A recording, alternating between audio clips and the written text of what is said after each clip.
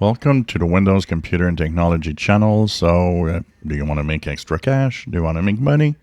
Well, maybe Google could give you some cash. And the reason is that, of course, they have already had this. They have a bug bounty program.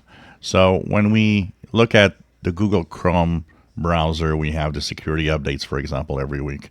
Well, that's because there's a bug bounty program, and a lot of security researchers try to find the bugs in the software and all types of software from Google, including also Android and so on. So, this reward program actually that they have, which is a vulnerability reward program, is actually increasing the amount of money that they are going to give for finding bugs, and this is good news.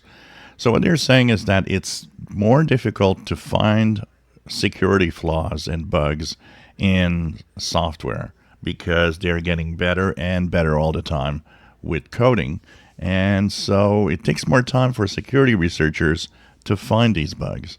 So, in exchange for that, and because, of course, we want to know if these bugs exist so that we can stay safe, they are going to multiply by 5 the amounts that you can receive as a reward.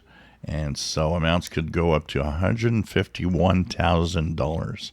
So it's pretty interesting. And they were giving an example how, depending on the type of report, the type of bug, remote code execution reports, for example, are the highest paid ones.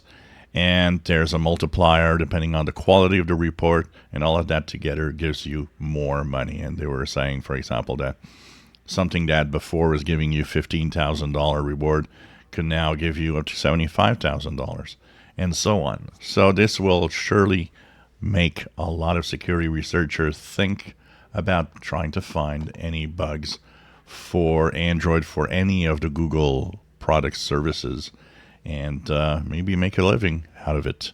Of course, Microsoft and other companies have the same program.